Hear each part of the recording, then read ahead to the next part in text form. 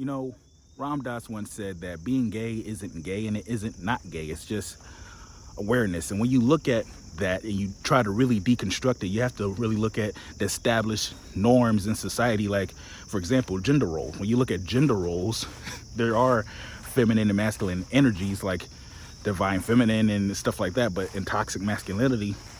But when you look at gender roles, going back, look at masculine and femininity. Things like screaming or taking charge, fighting can be considered masculine. Things like being submissive, like being polite and quiet, and dancing could be considered feminine. That's why a lot of masculine men don't like to dance, because they're not in touch with their femininity at all. So they don't like to dance, they don't like to move, they don't like how it feels to flow like that, to be vulnerable like that, to move their body like that. Because dancing is like getting in touch with your inner femininity, your sensuality, sexuality, stuff like that, right? So when you're looking at things like that, and it's also why, when a woman is taking charge, she's considered a bitch because she's not, doing her role of being a submissive woman. But when you look at things like gender roles, people say, well, man and woman was created and there wasn't man, and woman. When you look at gender roles were established over time. Like, men wear these etc. clothing, like baggy clothing or shirts, shorts, pants, slacks. Women wears dresses, this, that. Women are in the kitchen. Men provide. Women don't provide. Women let the man provide for them. Things like that. These things were established over time. So when you look at those type of things, these establishments that we have in society today,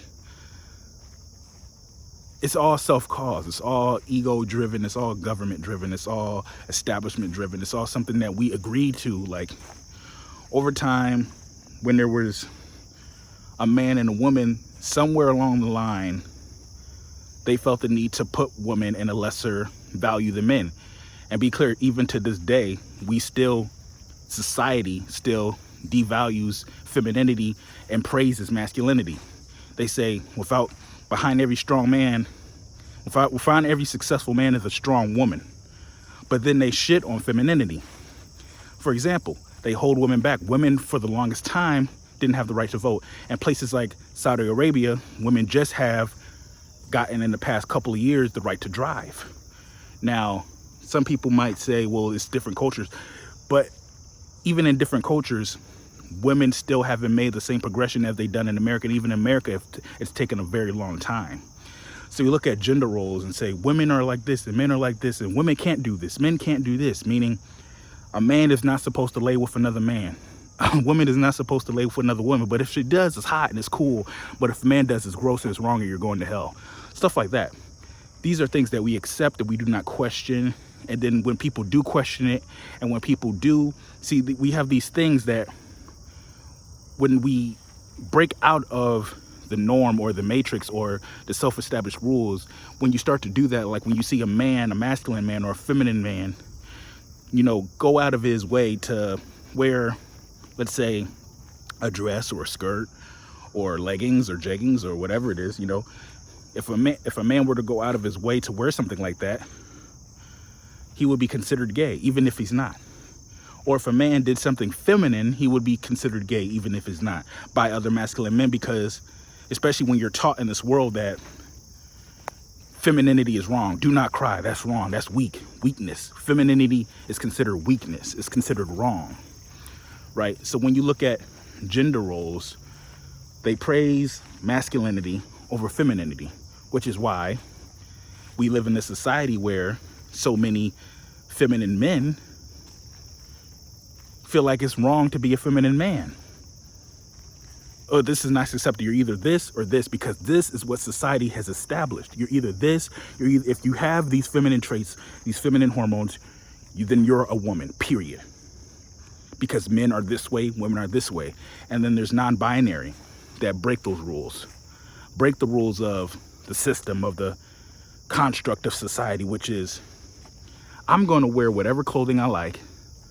I'm going to dress however I like. I'm going to do whatever I like, do whomever I like, because I'm going to do what makes me happy, because it's all about connection. Because when you break down appearance, because we're all one, we're all a union, right?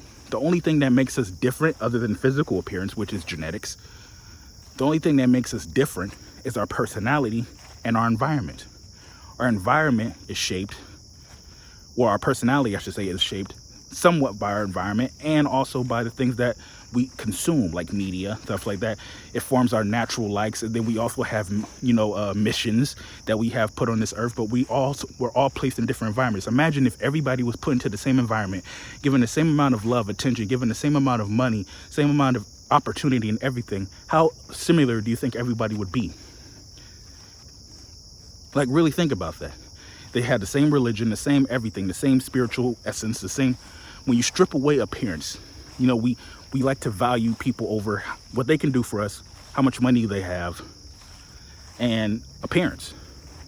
So when you look at things like appearance and you strip that away, you strip away the personality. Now, the person's personality may be ugly, or the appearance to you may not be, flattering to your eyes, or what you may like, what you may have been established because of something, whether it's a movie, whether it's music, whether it's your parents, whether it's your friends around you, or whether it's seeing something and then wanting that for yourself.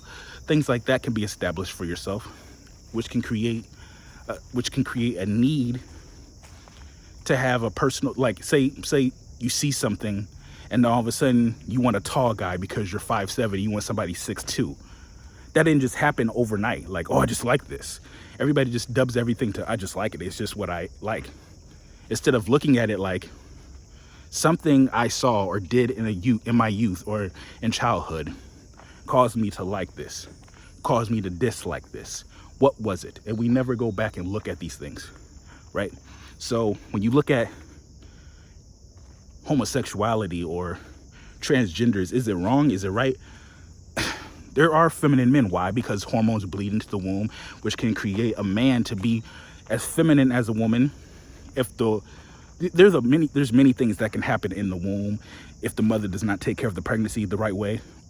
As far as, if she smokes, drinks, there's so many things that can cause, like, eye problems, like a person to wear glasses because, it's just so many things that can happen if the mother during the pregnancy. And hormones, a woman's hormones can bleed into the womb. Estrogen can bleed into the womb, creating softer facial features, creating higher voice, feminine features, feminine characteristics, like walking like a quote unquote woman, or acting like that, liking what a woman would like. Is that considered wrong? No, but it's not wrong, but it's considered wrong by society. A feminine man, or even a masculine man that is homosexual, is considered wrong by society. Men aren't supposed to like this because men are supposed to create with women, type of thing. There are plenty of women that are able to create, and there's some women that are unable to create genetically. And women that are able to create and don't have kids, they are choosing so. So even though people say this is women's mission, is to advance the world and keep creating other children and keep creating men and women to advance society, what about the women that never have kids? Are they doing a disservice to what they are supposed to be in society? Are women nothing but a container for the child? Is that what you're saying? Because I value women more than that. I believe women to be gods.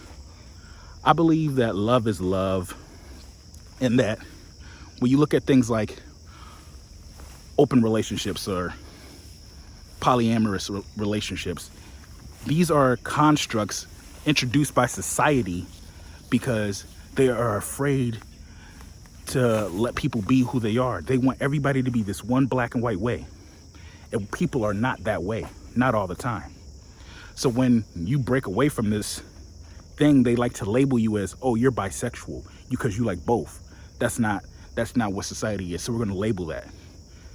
If you date whoever, it doesn't matter what gender, what race, it doesn't matter to you. Oh, we got a label for that because you don't fit into what we want.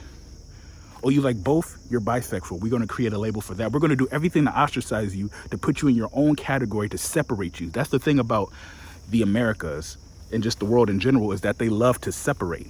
They love to separate people. Even, people like in the I won't say black community, melanin community. Malcolm X versus Martin Luther King, for example. Malcolm X believed in separation. He believed that black people, melanated people, were greater and had more value than any other race, particularly Caucasians. Now, Malcolm X believed this because of what was done to him and everything and what was lied to him. And I personally agree to what what he says. But the part I disagree on is separation. I disagree upon separation because love is the answer. Martin Luther King, it's like X-Men. Professor Xavier and Magneto, they were like Malcolm X and Martin Luther King. One believed in unity. Love is the answer. We all can get along. And that sounds cliche and corny to a lot of people, but it's the truth. And Malcolm X is like, no, we deserve everything that these people have, but we need to be separate. And a lot of the world is based upon separation. And like what I just said, homosexuality, bisexuality, polyamorous, open relationships, whatever you are into, they like to separate you and say, you are this group of people. You are not one of us. So when Ram Dass said being gay isn't gay because there's no such thing as gay, it's something that's created. That's a word. Words were created by man. So being gay isn't gay, and it isn't not gay. It's awareness that we're all connected. We yearn for connection because we're all connected to each other. That's why we don't like to be alone for too long. That's why we always get in relationships. No person is usually single forever. They usually have friends. Nobody's just a recluse because we all like to have connection. We all like to have connectivity towards each other, right? So when you look at things like that, we're all one, we're all connected. And when you strip away appearance, personality, you look at the essence of a person. If you look at the essence of a person, you will fall in love with every single person you meet because of their soul, their spirit, their mission, what they're here for, instead of looking at them for the personality, the environment, how they look, how they appear to you to be, or worrying about a self-narrative, things like that. So being gay isn't gay, and it isn't not gay. It's just awareness. It's just awareness that we're all connected and that we are all soulmates to each other, instead of we only have one soulmate and that's it, and that's the only person that we're supposed to be with for the rest of our life in this lifetime. I don't believe that. I believe that we're all put into these separate categories and we're all separated to create separation amongst ourselves and to keep fighting amongst ourselves, instead of, because we're so focused on trying to see how separate we are or how different we are, instead of trying to look at how similar we are. And that's what they want. They want us to be separate. They want us to hate each other. They want blacks to hate whites. They want gay people to hate straight people to hate gay people. They want people to be excluded. They don't want you to date more than one person. They don't want you to have an open relationship and have truth and honesty in your relationship. They just want this singular way of how relationships should go. This singular way of how men should act, how women should act, how men and women are supposed to act together. This is all they want. And if you break out of that, we have a label for you. If we break out of that, you will be ostracized. If you break out of that, we will make fun of you until you kill yourself, or until you come back into the norm, until you come back into the matrix. This is what the construct of what they have basically introduced into society for decades and centuries upon centuries. Now, is it easy to break? Of course not, no. But it can be done. So is being gay gay? No. Is being gay not gay? No. But it's awareness. Rest in peace, Ram Dass.